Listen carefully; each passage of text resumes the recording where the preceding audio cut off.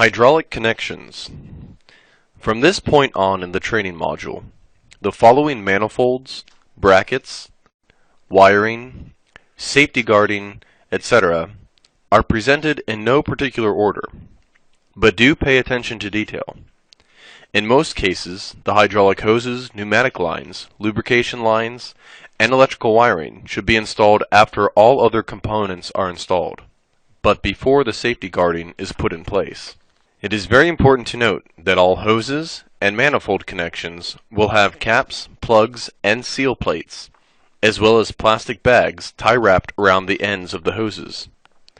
Milacron takes every precaution to ensure contaminants are not introduced into the hydraulic connections during disassembly of the machine.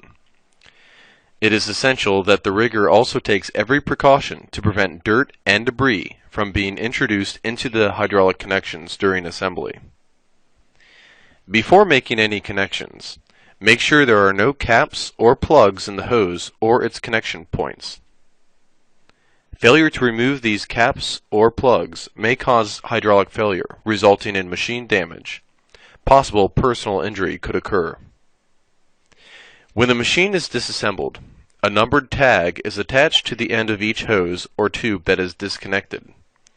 A numbered tag is also attached to the fixed connection point. To make the proper connections, be certain that the numbers on the hose or tube tag and the connection point tag match each other. Each face seal fitting with a diameter up to 1 1/2 inches has an O-ring in the face. For larger connections, the hose has an O-ring in its face.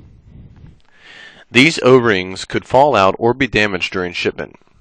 Make sure each O-ring is properly seated, is lubricated with oil, and remains in place when the connection is made. If you are unsure whether or not a connection needs an O-ring, look for a groove in the face of the mating surfaces. If a groove is present, an O-ring is needed. This applies to all O-ring fittings, whether fitting or flanged connection.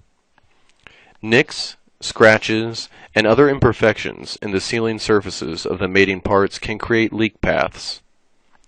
Make sure all mating surfaces are clean and provide a proper seal.